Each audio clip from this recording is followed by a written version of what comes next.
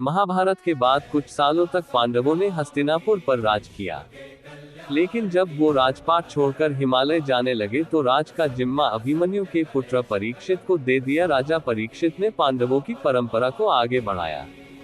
राजा परीक्षित ने शिकार के दौरान देखा कि एक पैर वाले बैल और गाय को कोई पीट रहा था। राजा परीक्षित क्रोधित हुए और उस व्यक्ति से कहा कि तुझे मृत्युदंड मिलना चाहिए। राजा का क्रोध देखकर कलयुग उनके चरणों में क्षमा याचना करने लगा। राजा इस माया को समझ गए कि एक पैर वाला बैल धर्म है और गाय के रूप में धरती मां है। मारने वाला कलयुग है। राजा ने कलयुग को राज्य की सीमा से बाहर चले जाने का आदेश दिया। कलयुग ने कहा कि महाराज, आपका शासन पूरी धरती पर है, ऐसे में मैं कहां जाऊं? आप ही कुछ उचित स्थान दे जहां मैं रह सकूं।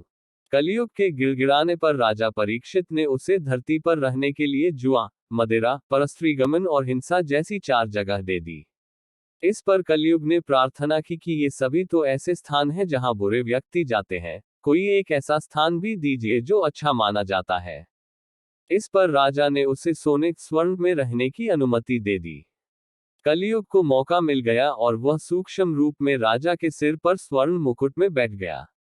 राजा शिकार के लिए आगे बढ़े तो प्यास लगी। वे शमीक ऋषि के आश्रम में गए और जल के लिए आवाज लगाई।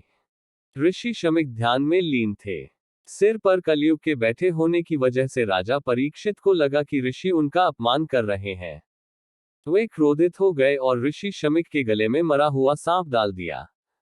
शमीक ऋषि तो ध्यान में लीन थे, उन्हें ज्ञात ही नहीं हो पाया कि उनके साथ राजा ने क्या किया है। किंतु उनके पुत्र रिंगी ऋषि को जब इस बात का पता चला तो उन्हें राजा परीक्षित पर बहुत क्रोध आया।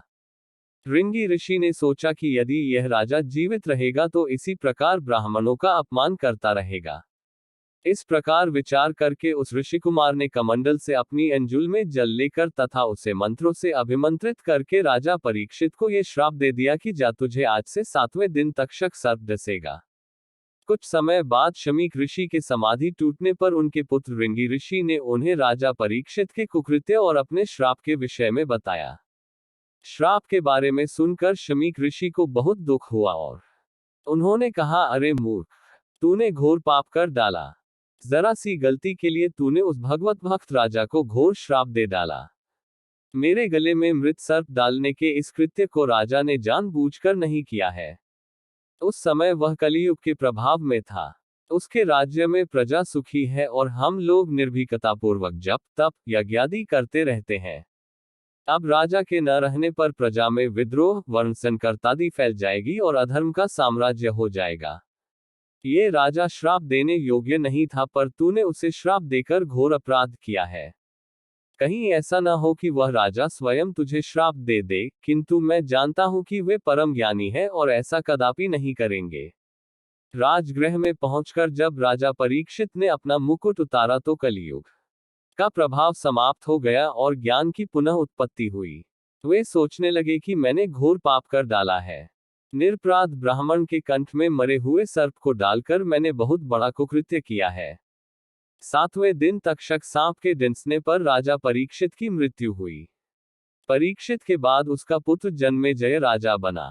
राजा जन्मेजय को जब ये मालूम हुआ कि उसके पिता परीक्षित की मृत्यु तक्षक नाग के काटने से हुई थी तो वह बहुत गुस्सा हो गया। जन्मेजय ने नागों से बदला लेने के लिए नागदाह यज्ञ शुरू करवाया। यज्ञ शुरू होने के बाद पूरी धरती से सांप आकर यज्ञ कुंड में गिरने लगे। ऋषि मुनि नागों के नाम ले लेकर आहुति दे रहे थे और सांप कुंड में गिरते जा रहे थे। इस यज्ञ से डरकर तक्षक नाग देवराज इंद्र के पास जाकर छिप गया था। उस समय आस्तिक मुनि को यज्ञ के बारे में मालूम हुआ तो वे यज्ञ स्थल पहुंच गए। जन्मेजय सभी मुनियों का बहुत सम्मान करता था, उसने आस्तिक मुनि को प्रणाम किया।